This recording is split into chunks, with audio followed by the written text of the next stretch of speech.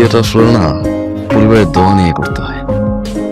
নতুন গল্প, নতুন আবহ আর পরিবারের সম্পর্কের এক মিষ্টি মেলবন্ধন। এক বিশাল ডুপ্লেক্স বাড়ি, এমপি নির্বাচনে মনোনয়ন পাওয়া চৌধুরী সাহেব। বাড়ি জুড়ে উৎসবের আমেজ, নেতাকর্মীদের ভিড়, মিষ্টির প্যাকেট আর ক্ষমতার ছাপ। সব ঠিকঠাকই চলছিল। ঠিক তখনই হঠাৎ হাজির হয় চৌধুরী সাহেবের ছেলে আরফান, তার সঙ্গে তার সদ্য বিবাহিত স্ত্রী পায়েল। পরিবার হতবাক, নেতাকর্মীরা চমকে ওঠে, কিন্তু আরফান সে জানে কিভাবে পরিস্থিতি সামলাতে হয়। নিচতলা আর দোতলার দুই সংসার, লুকোচুরি আর কৌতুকের গল্প।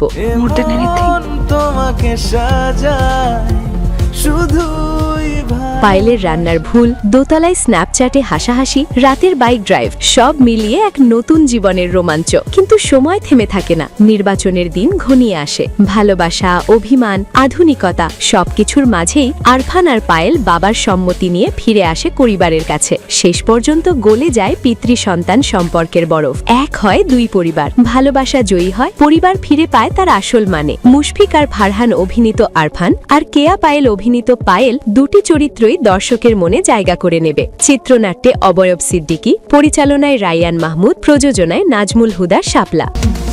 আবার এলো যে